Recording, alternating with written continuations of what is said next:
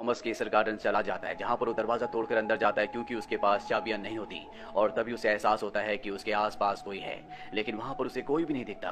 रात को वो उसी जगह सो जाता है और एक बार फिर से उसे वही सपना आता है जिसमें वो एक बहुत खूबसूरत लड़की को सोते हुए देखता है और अब वो उसके पास जाकर उसे किस करता है। किस करने के बाद वो उठ जाती है और आज पहली बार ये लड़की उठी होती है। थॉमस कहता है कि मैंने तुम्हें पहले भी कई बार उठाने की कोशिश की, लेकिन मैं तुम्हें कभी उठा नहीं पाया। मुझे ये सपना नहीं लगता, ये सच लगता है। वो लड़की कहती है कि मेरा नाम रोज है, तुम मुझे स्लीपिंग ब्यूटी भी कह सकते हो। ये सब कुछ सपना इसलिए नहीं लग रहा क्योंकि असली जिंदगी में यानी कि रियल वर्ल्ड में तुम इस वक्त मेरे बहुत पास हो और मैं तुम्हारा अपने पास आने का इंतजार कर रही हूँ। मैं चाहती हूँ कि जल्दी तुम मेरे पास आओ और मुझे हमेशा के लिए जगा दो। तभी थॉमस के पीछे कोई आता है जिससे स्लीपिंग ब्यूटी यानी कि रोज डरना शुरू हो जाती है और अब थॉमस की आंखें खुल जाती है यानी कि वो नींद से जाग चुका है। तभी डोरबेल बजती है और जब बाहर थॉमस जाता है तो वहाँ पर इस घर का केयर टेकर होता है। वो थॉमस को बताता है कि ये जगह बहुत अजीब है, यहाँ पर जो भी आता है वो गायब हो जाता है। पुलिस ने इसकी तहकीकात करने की कई बार कोशिश की लेकिन उन्हें कुछ पता नहीं चला। थॉमस भी सारी बातें सुनकर बहुत हैरान होता है। केयर टेकर के जाने के बाद वो घर में चारों तरफ देखना शुरू कर देता और तभी उसे नीचे जाने का एक छुपा हुआ दरवाजा मिलता है जिसे उसे नहीं पता होता कि कैसे खोला जाए। अब वो इस जगह के एडमिन ऑफिस में जाता है जहाँ पर उसे एक पेपर मिलता है जिसमें कुछ लिखा होता है लेकिन ये एक दूसरी लैंग्वेज होती है जिसे वो समझ नहीं पाता। और तभी अचानक से उसके पेट में दर्द होना शुरू हो जाता है। वो वहीं जमीन पर गिर जाता है। उसे अजीब अजीब से विजन्स भी आने शुरू हो जाते हैं पर कुछ ही देर बाद वो अपने आप ही नॉर्मल भी हो जाता है। इसके बाद वो लिंडा नाम की एक लड़की से मिलता है जो उसी लॉ फर्म में काम करती है जिस लॉ फर्म ने उसे सारे डॉक्यूमेंट्स दिए हैं। दरअसल जो लेटर उसे मिला होता है उसकी राइटिंग लिंडा से मिलती है और वो लिंडा से सब कुछ जानना चाहता है। लिंडा उसे बताती है कि कभी मेरा भाई भी इस घर के अंदर यानी केसर गार्डन्स के अंदर गया था लेकिन वो कभी वापस लौट कर नहीं आया। आज तक यहाँ पर 50 से ज्यादा लोग अंदर जा चुके हैं लेकिन कभी किसी का कुछ पता नहीं चला। थॉमस कहता है कि मुझे सच्चाई सामने लाने के लिए तुम्हारी मदद की जरूरत होगी और तभी उसकी तबीयत बहुत ज्यादा खराब हो जाती है। लिंडा उसे हॉस्पिटल ले जाती है। हॉस्पिटल में एक बार फिर से उसे वही सपना आता है जिसमें वो स्लीपिंग ब्यूटी को यानी कि रोज को देखता है। रोज उसके सामने होती है। रोज उसे कहती है कि तुम्हें मुझे जगाना होगा, मुझे एक डीमन ने श्रापित किया था और तब से मैं सो रही हूँ। तुम्हारी जो ब्लड लाइन है यानी कि जो तुम्हारा खून है वही मुझे जगा सकता है, वही घर के सारे दरवाजों को खोल सकता है। और इसके बाद वो कहती है कि तुम अब जाग जाओ। वो वहां से चली जाती है और रियल वर्ल्ड में थॉमस जाग जाता है। डॉक्टर बताता है कि थॉमस को पैनिक अटैक आया था। अब जबकि थॉमस पूरी तरह से नॉर्मल हो चुका है, लिंडा उसे बताती है कि मैंने तुम्हारे ऊपर, तुम्हारे खानदान के ऊपर रिसर्च की है। तुम किसी न किसी तरह से केसर गार्डन से पूरी तरह से कनेक्टेड हो और अगर तुम मुझसे दूर रहे तो तुम्हारी मृत्यु हो जाएगी। आज तक केसर गार्डन में जितने भी मेल्स हुए हैं या तो उनकी मौत एक्सीडेंट से हुई है या उन्होंने अपनी जान खुद ले ली है। इसीलिए हमेशा तुम्हें उसी प्रॉपर्टी के यानी कि केसर गार्डन्स के आसपास ही रहना होगा। इसके बाद ये दोनों के दोनों केसर गार्डन्स में वापस आ जाते हैं जहाँ पर थॉमस लिंडा को वो खुफिया दरवाजा दिखाता है जो उसे इस घर में आने के बाद मिला था लेकिन उसे नहीं पता होता कि इसे कैसे खोलना है। तभी उसे स्लीपिंग ब्यूटी की बात याद आती है जिसने कहा था कि तुम इस खानदान की ब्लड लाइन हो और तुम्हारा ब्लड सारे दरवाजे खोल देगा।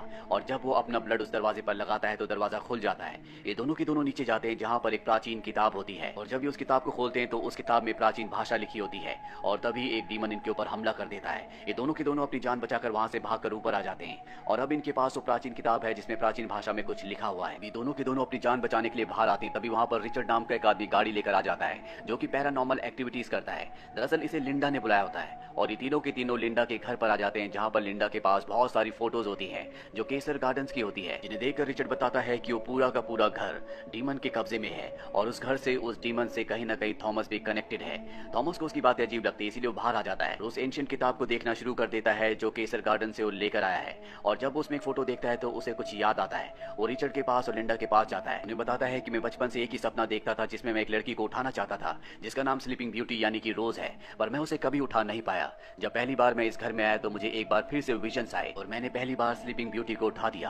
अगर सच में हम स्लीपिंग ब्यूटी को ढूंढ ले, मैं उसे उठा दूं तो ये पूरा का पूरा श्राप पूरी तरह से खत्म हो जाएगा। रिचर्ड उस किताब को देखता और कहता है कि सबसे पहले हमें इस किताब की भाषा को समझना होगा, इसमें क्या लिखा हुआ है और इसके लिए हमें लिंडा के एक दोस्त की मदद लेनी होगी जो किसी भी भाषा को हमारी भाषा में कन्वर्ट कर सकता है। ये तीनों की तीनों लिंडा के उस दोस्त के पास पहुंच जाते हैं जिसके पास वो सॉफ्टवेयर है और अब अपने सॉफ्टवेयर से वो इस लैंग्वेज को कन्वर्ट करना शुरू कर देता है लेकिन इसमें बहुत टाइम लग रहा होता है और कुछ घंटों के बाद कुछ लाइनें हमारी भाषा में कन्वर्ट हो जाती है और लिंडा थॉमस को बताती है कि लाइंस तुम्हारे अंकल ने लिखी है। दरअसल थॉमस के अंकल ने भी अपनी जान खुद ली थी। इसमें उसके अंकल ने लिखा होता है कि मैं अपने पूरे खानदान को एक ऐसे ट्रबल में डाल रहा हूँ जिससे शायद वो कभी बाहर ना निकल पाए। मैं एक दुल्हन को एक शैतान के आगे सेक्रीफाइस करने जा रहा हूँ। यहाँ पर इन्हें कुछ समझ में नहीं आता और तभी कुछ लाइनें और भी कन्वर्ट हो जाती है। इससे इन्हें पता चलता है कि स्लीपिंग ब्यूटी बहुत ही सुंदर थी लेकिन डीमन ने उसे पजेस कर लिया जिसके बाद उसे एक ऐसी नीडल चुबाई गई जिस वजह से वो एक बहुत गहरी नींद में सो गई। रिचर्ड कहता है कि अगर ये सब कुछ सच है तो आज भी स्लीपिंग ब्यूटी उसी डीमन के कब्जे में है, वो वहाँ कहीं ना कहीं जरूर है। अब क्योंकि थॉमस केसर गार्डन से बहुत देर से दूर होता है इसीलिए उसे पैनिक अटैक आना शुरू हो जाता है, उसकी तबीयत खराब होना शुरू हो जाती है।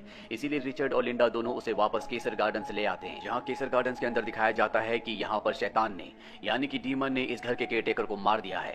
अब थॉमस एक बार फिर से अपने ब्लड से उसी खुफिया दरवाजे को खोलता है और ये तीनों के तीनों नीचे चले जाते हैं, जहाँ पर एक टनल से तीनों के तीनों आगे बढ़ते हैं और तभी एक शैतान इनके ऊपर हमला कर देता है। लेकिन थॉमस, जिसके अंदर बहुत सारी पवित्र शक्तियां हैं, वो कुछ मंत्र पढ़ता है जिस वजह से वो शैतान इस जगह से भाग जाता है। और जब ये कुछ आगे बढ़ते हैं तो वहाँ पर एक और डीमन होता है। रिचर्ड और लिंडा कहते हैं कि हम इसे डिस्ट्रैक्ट करेंगे और तब तक तुम उस चेंबर में चले जाओ जहाँ पर स्लीपिंग ब्यूटी सोई हुई है। यहाँ से वो अकेला ही आगे बढ़ जाता है और कुछ दूर जाने के बाद थॉमस को वो चेंबर मिल जाता है जिसके अंदर स्लीपिंग ब्यूटी होती है, वही लड़की जिसे वो हमेशा अपने सपनों में देखा करता था। वो जब उसके पास जाता है तो वो नहीं जागती। इसके बाद थॉमस अपने होठों को काटता है और उसे किस करता है और जैसे वो उसे किस करता है वो जाग जाती है। लेकिन स्लीपिंग ब्यूटी की जो आंखें होती है वो पूरी तरह से बदल जाती है, वो पूरी तरह से ब्लैक होती है, जिससे हमें समझ में आ जाता है कि ये कोई इंसान नहीं है बल्कि ये एक डीमन है जो स्लीपिंग ब्यूटी के अंदर है। वो थॉमस से कहती है कि तुमने अपना काम पूरा कर दिया और तभी वो अपने मैजिक से उसे अपने से दूर कर देती है।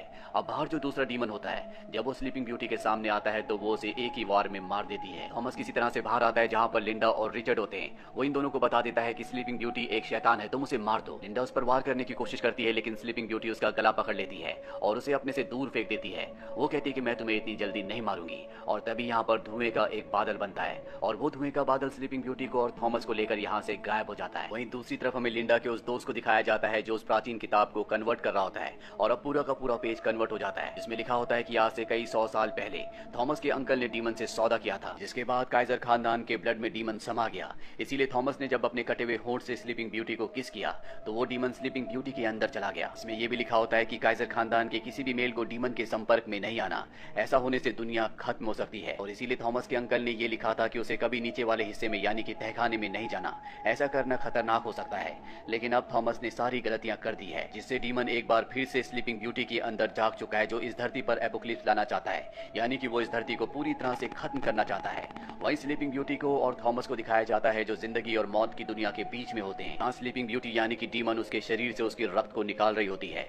उस प्राचीन किताब में एक बात और लिखी थी कि काइजर खानदान का जो ब्लड है वो नर्क के दरवाजे को खोल देगा, और ये बात इसीलिए लिखी होती है क्योंकि उन्हीं के ब्लड में डीमन हमेशा से जिंदा रहता आया है, जो अब स्लीपिंग ब्यूटी के अंदर है और अब वो किसी भी तरह से इस पूरी धरती को खत्म करना चाहती है।